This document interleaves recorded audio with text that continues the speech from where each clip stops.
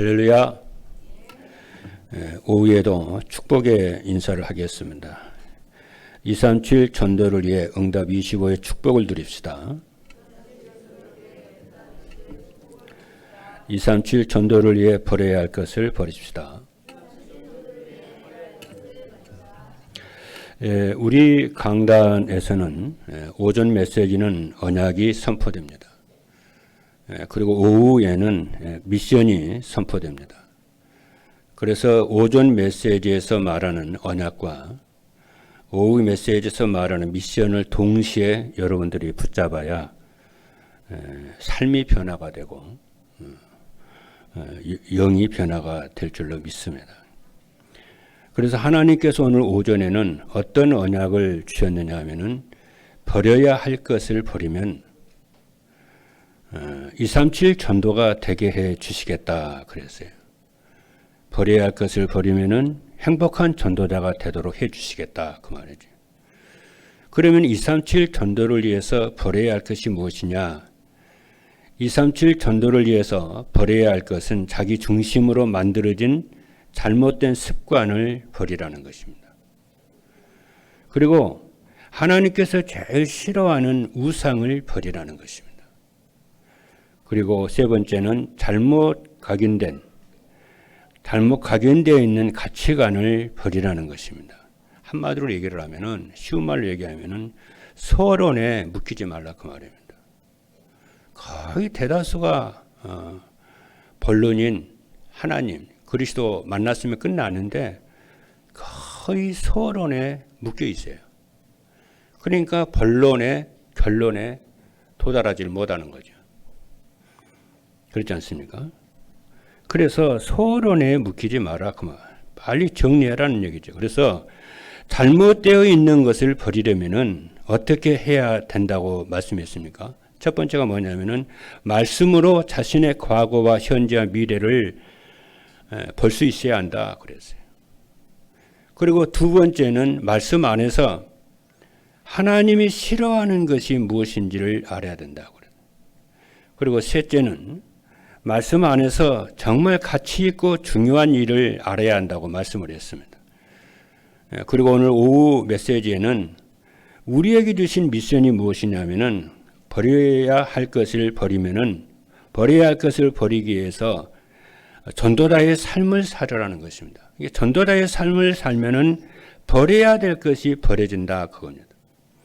그럼 전도자의 삶이 뭐냐면은 말씀을 따라가는 전도자의 삶이죠. 그러면은 전도자의 삶을 살면은 버려지는 것이 무엇이냐? 특별히 오늘 이제 서밋스쿨 헌신 예배인데요. 자, 첫 번째입니다.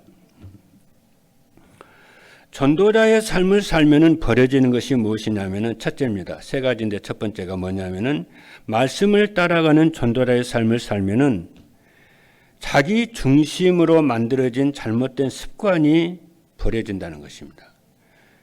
자기 중심으로 만들어진 잘못된 습관은 어떤 것이냐 하면은 어떤 일이 자기가 원하는 대로 되지 않으면은 막 짜증내는 거야. 자기가 하는 일이 되지 않으면은 막 짜증을 내요. 그게 이제 뭐냐면은 말씀 따라가는 전도자의 삶에 이게 순종이 안 되다 보니 말씀 따라가는 삶이 안 되다 보니까 자기 뜻대로 안 되면은 짜증내요. 왜 그러냐면은 하나님의 말씀을 보면은 잠언 16장 9절의 말씀을 보면은 사람이 마음으로 자기의 길을 계획할지라도 그의 길을 인도하시는 이는 여호와라고 그랬잖아요. 결국은 하나님은 우리를 사랑하시기 때문에 하나님의 뜻에 따라 하나님의 계획과 그 뜻을 이루기 위해서 우리를 인도하고 끌고 가시는데 거기에 관심이 없어요. 그냥 자기 뜻, 자기 주장, 자기 계획 거기에만 관심이 있는 거예요. 그렇지 않습니까? 그리고 하나님의 말씀을 따라서 살면은 환경과 상황이 나에게 분리를 해도 화를 내지 않습니다.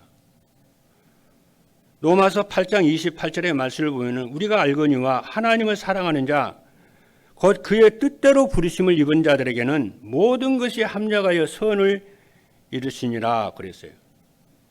그리고 하나님의 말씀을 따라서 살면은 사람들이 나를 인정해 주지 않아도 섭섭하지 않고 서글프지도 않습니다. 왜? 거기에 하나님의 계획이 있고 하나님의 계획이 성취될 걸 믿기 때문에 그래요. 오히려 그것을 통해서 나를 갱신하게 되고 내가 인정하게 되고 그렇게 살아가는 거지요. 그 속에서도 최고의 응답과 최고의 계획을 찾아내는 거죠. 이게 전도자고 이게 말씀을 따라가는 신앙인 줄로 믿기를 주님의 축복합니다. 그래서 시편 119편 2절에 보게 되면은 주께서 내가 안고 일어섬을 알고 계시고 멀리서도 나의 생각을 밝히 아시오며 그래요. 둘째입니다. 말씀을 따라가는 전도자의 삶을 살면은 하나님이 싫어하시는 우상도 버려지게 돼요.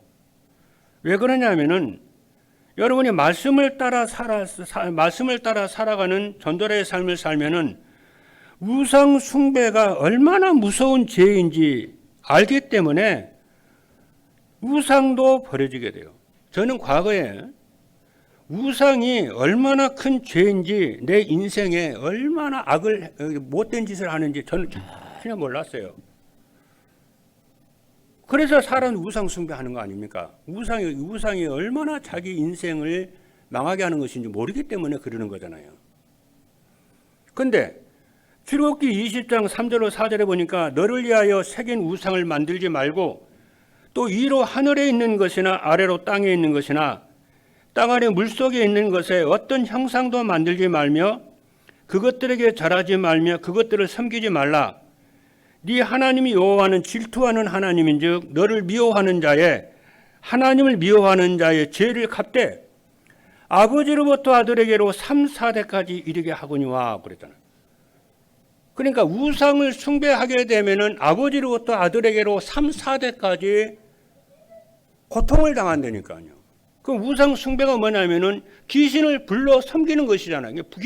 귀신을 불러 자기 집안에 귀신을 불러 섬기는 것이기 때문에 귀신이 떠날 날이 없잖아요. 사단이 떠날 날이 없잖아요. 그런데 그 우상이 뭐냐면 형상 우상이 있고 또 사상 우상이 있고 마음의 우상이 있단 말이죠. 복음받은 하나님의 자녀는 형상 우상은 아마 안 생길 거예요. 그러니까 주로 어떤 우상이 생기냐면은 사상 우상, 이념 우상. 이게 마치 하나님보다 더 사랑합니다. 이게 더 주장을 하고요. 그리고 눈에 보이는 어떤 돈이나 물질이나 혹은 특정한 사람들 이게 하나님보다 더 사랑하거든요. 그렇잖아요. 야, 그런 거 하지 말라는 거야, 하나님이. 너를 위해서 그런 거 하지 말라는 거야.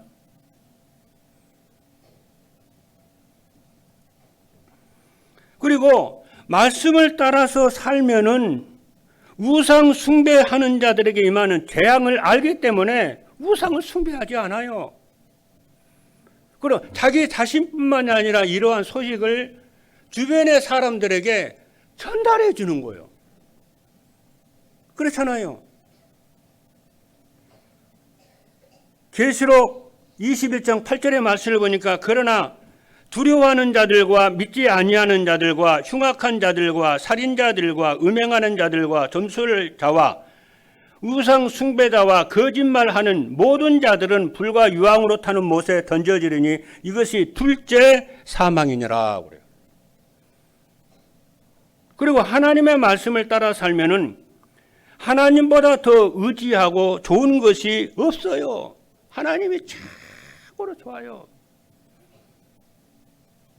셋째입니다. 말씀을 따라 사는 전도자의 삶을 살면은 사람들이 좋아하는 것도 버려지게 돼요. 사람들이 어떤 것들을 좋아합니까? 다른 사람들과 비교하여 더 좋은 것을 더 많이 갖고 싶고 경쟁을 해서 이기면은 막 자랑을 해요. 그럼 목사님도 그런 걸 봤다니까요.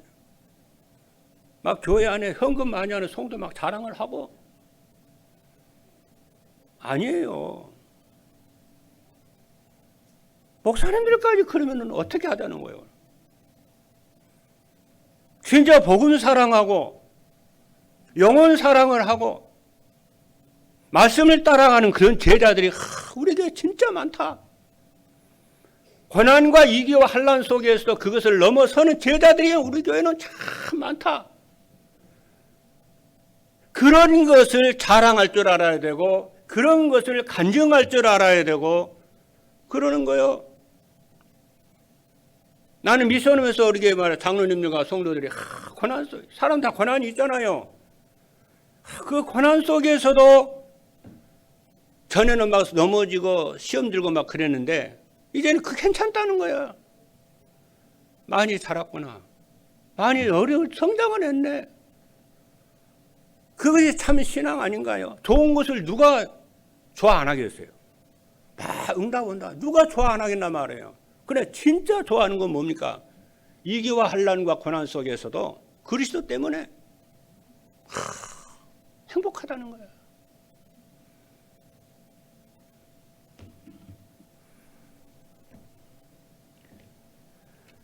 그래서 하나님의 말씀을 따라 살면은 사람들과 경쟁해서 이기려는 생각이 없어져요. 그리고 사람들로부터 인정받으려는 생각도 없어집니다. 그리고 말씀을 따라 사는 삶을 살면은 오직 하나님 한 분으로 충분하기 때문에 그래요.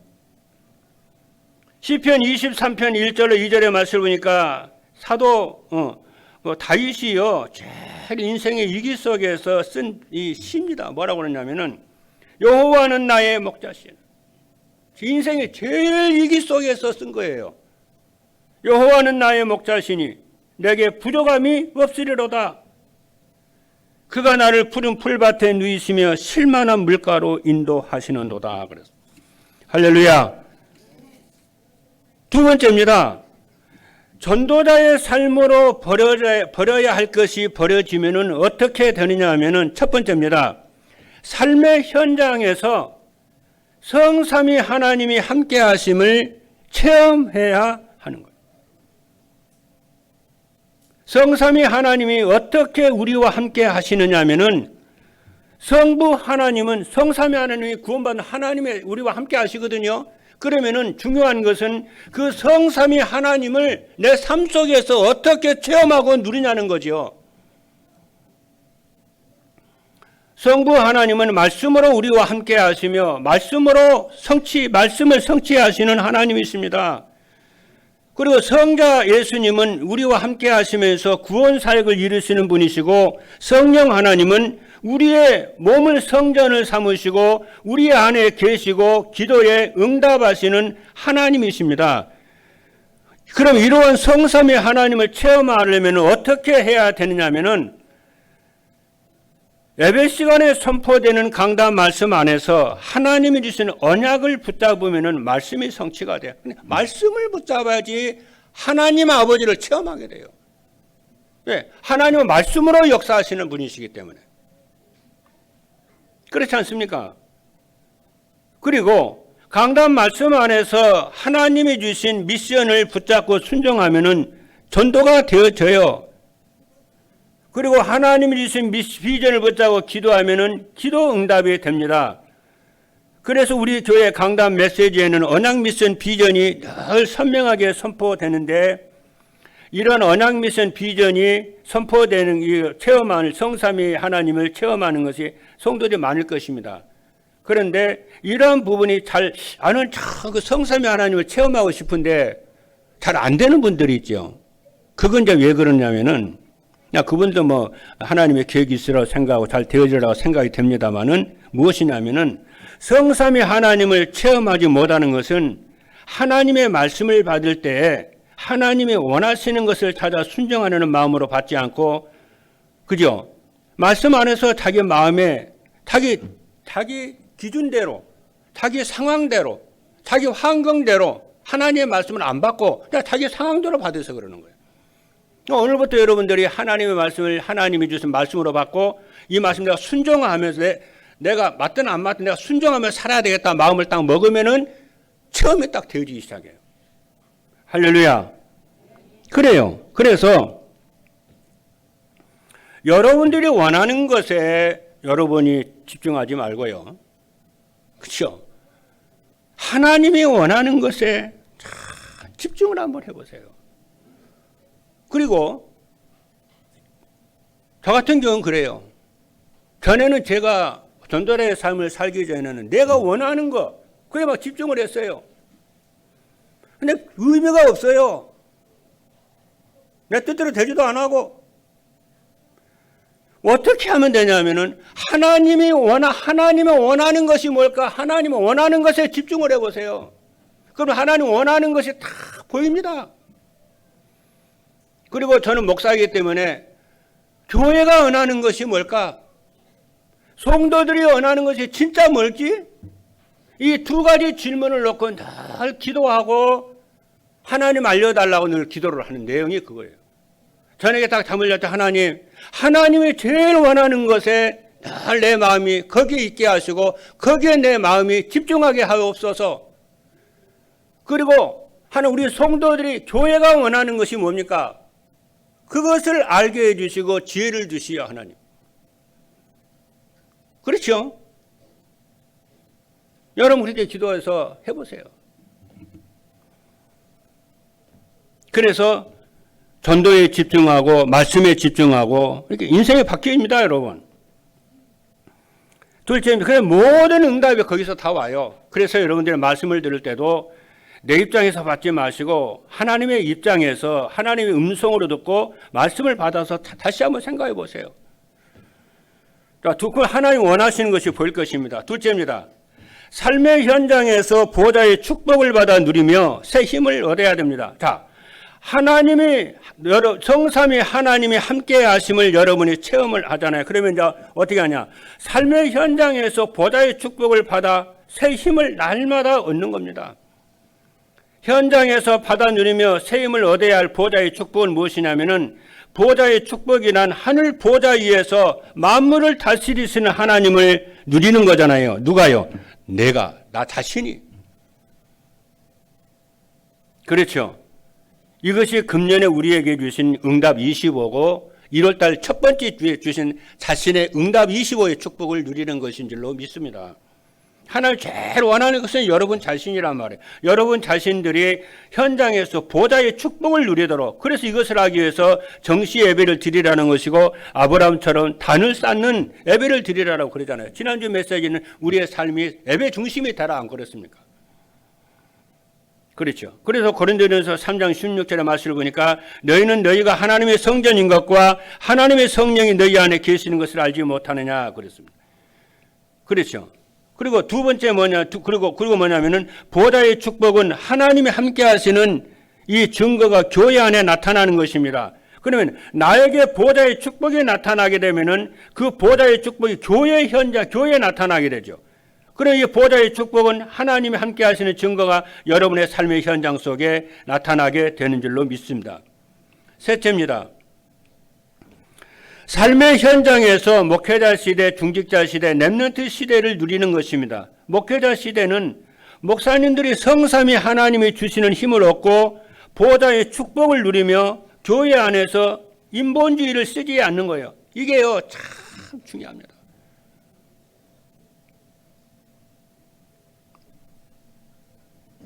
목사님들이, 목회자는 성삼위 하나님이 주시는 힘을 얻고 정말 보호자의 축복을 내가 누리잖아요. 그럼 이런 것처럼 망가지가 교회 안에 있을 수 있잖아요. 그때가 중요해요. 그때에 인본주의를 전혀 쓰지 않고 전도자의 말씀을 듣고 여러분이 하나님께 오로지 기도를 하는 그것이 그거거든요. 그것을 지난주에 말씀을 드렸어요. 유 목사님 그렇게 표현을 하더라고요. 자기가 부교육자, 부목사로 있을 때에 교회가 둘로 나눠져가지고 막 싸우더라는 거예요. 그러니까 그렇게 되니까 부교육자들도요, 막 한쪽 편에 막 서는 거 눈치 보느라고. 이때에 유 목사님 뭐라고 그러냐면은 가만히 보니까 아니거든요. 그래서 부교육자들을 불러다가 우리가 이럴 때 진짜 교회를 위해서 기도해야 되지 않나? 어느 한쪽에 편들지 말고 진짜 교회를 위해서 기도해야 되지 않나? 이렇게 하면서 부교육자들하고 다 한 팀이 되어져가지고 진짜 하나님께 기도했다는 윤 목사님의 표현입니다. 그때 자기가 보호자의 축복을 누리는 큰 응답의 시간이 됐는데 그때 그 일로 인해서 자기 평생의 하나님의 응답을 누리게 되었나라고. 제가 지난번에 얘기 안 했습니까? 우리 교회가 청년 때 청교회는 교회가 모교회가 위기가 왔을 때게요. 제가 청년의 부회장으로 있었는데 그때게 청년 임원들이 10명 됐어요. 10명 돼가지고 우리 청년들이 해야 될 일이 뭔가 싶어가지고 청년들을 모아놓고 그러니까 장로님들이 중지를 막 술렁술렁 해요. 그러니까 청년들 임원들 한 10명 모아놓고 우리 기도하자. 기도했거든요. 1년 한 기도했어요. 저녁마다 매일 기도했어요.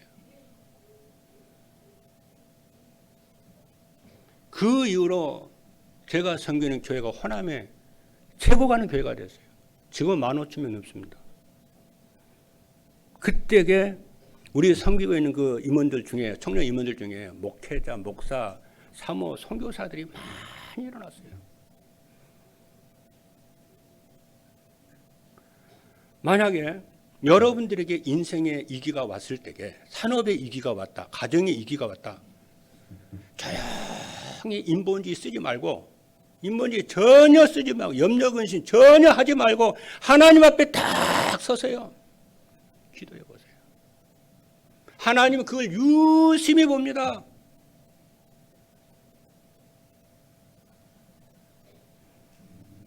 그러면서 여러분들은요, 한 단계, 영적으로 한 단계 탁 업그레이드가 되고 그렇죠. 그것이, 그래서 목회자는 뭐냐면 교회 안에 이런저런 문제가 많이 왔을 때에 목회자의 전무후무한 축복이 뭐냐? 말씀과 기도에 오직을 하고 성도들이 가지고 나온 문제에 대해서 답을 주고 인생을 방황하지 않도록 인생의 답을 메시지를 통해서 조용히 주고 목회자가 하나님 앞에 무릎을 꿇고 기도하기 시작하게 되면은 그런 영적인 축복이 있어야만이 세계복음의 쓰임을 받습니다. 그리고 장로님들과 이 산업인들은 어떻게 돼야 되냐면은 조용히요. 그렇죠. 조용히 현장에서 누려야 할 전무후무한 축복은 뭐냐면은 임마누엘의 축복을 오직 누리면서 아브라함처럼 단을 쌓는 거죠. 단을 쌓으면서 예배에 성공하면서 복음으로 사람들이 가지고 있는 영적 문제에 답을 주면은요, 그 산업의 현장에 기능 서밋의 축복이 임하는 거예요. 인본주의를 쓰지 말고. 그리고 렘넌트들은 현장에서 전무후무한 축복을 찾아 누리려면은 나라와 시대를 살리게 되는데, 렘넌트들이 현장에서 누려야 할 전무후무한 축복은 예배에 성공을 하고 상구상 기도의 축복을 누리는 거예요. 많은 렘넌트들이 육신의 문제가 왔다. 자기 엄마 아빠가 살고 있는 거 가정에 경제적인 문제가 왔다. 또 가족 간의 어떤 관계 속에서 무슨 문제가 왔다.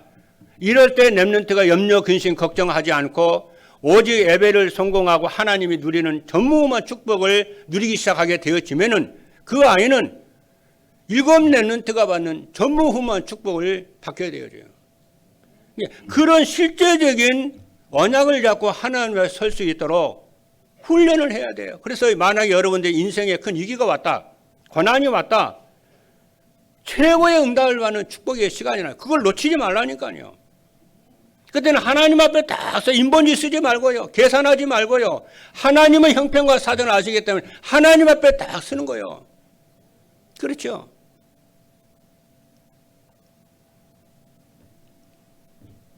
마지막 3번째입니다. 전도자의 삶으로 버려야 할 것이 버려지면 어떻게 되느냐 하면은 첫 번째입니다. 삶이 간편하고 여유가 있으며 평안합니다. 삶의 현장에서 성삼위 하나님이 함께 하심을 체험하게 되면은 세상을 자기 마음대로 살려고 하지 않고 순리를 따라서 살게 됩니다. 하나님 문 여는 대로 가요. 그리고 세상 사람들이 즐기는 것을 멀리하게 되고요. 그러면서 삶이 간편하고 여유가 있으며 평안합니다. 왜냐하면 누구와 비교하지 않고 경쟁할 필요가 없어지기 때문에 그렇습니다. 그래서 여러분들이 말씀을 드리고 싶은 것은 뭐냐? 나의 일에 집중을 하시라. 그래, 남의 일에 자꾸 간섭하고 남의 일에 자꾸 말하고 그래 말고 나의 일에 여러분 다 집중해봐. 그게 전무후무한 하나님의 축복 누리는 비밀이라니까요. 그렇잖아요. 둘째입니다. 예배 시간과 말씀 묵상하는 시간이 즐겁고 행복합니다. 하나님의 말씀을 따라 살며 말씀으로 우리와 함께 하시는 하나님을 체험하게 되면은 예배 시간이 기다려지고 행복합니다. 그리고 예배 시간에 받은 말씀을 묵상하는 그 시간이 즐겁고 행복합니다. 그래서 신앙생활은 이 맛을 보고 누리며 사는 거예요. 그래서 시편 기자가 119편 103절에 주의 말씀의 맛이 어찌 그리 내게 단지요 내 입에 꿀보다 더 단이다 그랬어요. 저는 요즘에 이 말씀 듣는 이 강단 말씀 전달의 삶을 살면요 진짜 행복하거든요. 오늘 아침에도 지난주 주일 2부 메시지를 들으면서요 무슨 생각이 딱 드냐면 진짜 너무 행복하다 이런 생각이 드는 거예요. 너무 행복해가지고요 무슨 생각이 드냐면 진짜 나 설교 잘한다 이런 생각이 드는 거죠. 어떻게 이런 설교를 했을까? 아무리 봐도 하나님이 주는 메시지라. 저는 막 사투리 쓰고 영 싫거든요. 근데 말씀을 계속 듣다 보니까 너무 영이 사는 거예요. 행복해요. 셋째입니다. 삶의 현장에서 전도가 되고 제자가 세워지는 축복을 누리게 됩니다. 전도가 되고 제자가 세워지는 것은 우리와 함께 하시는 하나님이 가장 기뻐합니다. 그리스도께서 제자를 부르실 때 뭐라고 했느냐면은 마태복음 4장 19절을 보니까 나를 따라오라. 내가 너희를 사람을 낚는 어부가 되게 하리라고 그랬어요. 말씀을 따라가면은 사람 낚는 어부가 되게 합니다. 그리고 마태복음 28장 19절에서 20절을 보니까 너희는 가서 모든 민족을 제자로 삼아 아버지와 아들과 성령 이름으로 세례를 베풀고 내가 너희에게 분반 모든 것을 가르쳐 지키게 하라고 했습니다. 이 주간에 전도가 되고 제자가 세워지는 축복을 누리기를 주님의 이름으로 축복합니다. 할렐루야! 기도하시겠습니다.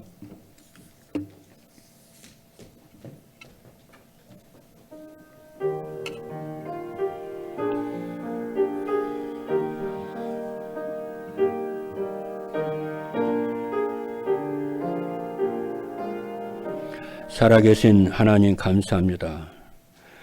우리가 전도자의 삶을 살면은 버려질 것이 버려져서 237 전도의 행복한 전도자가 되고 이 행복을 내 주변 사람들에게 전달되므로 행복한 지역으로 만들고 사람들을 만들고 가정들을 만들어지게 되는 응답을 누리게 될 줄로 믿습니다. 우리의 살아가는 분주한 삶 속에서도 고요한 스탑의 시간을 가져서 오직 하나님만 바라보는 우리를 구속하신 성삼위 하나님만 바라보는 하나님이 준 힘과 영적인 힘을 얻어 누리는 모든 전도자들 되게 하여 주실 줄로 믿습니다. 그래서 교회를 살리고 나를 살리고 가정을 살리고 현장을 살리는 우리 모든 전도자들 되게 하여 주옵소서. 살아계신 예수 그리스도 이름으로 기도하옵나이다. 아멘.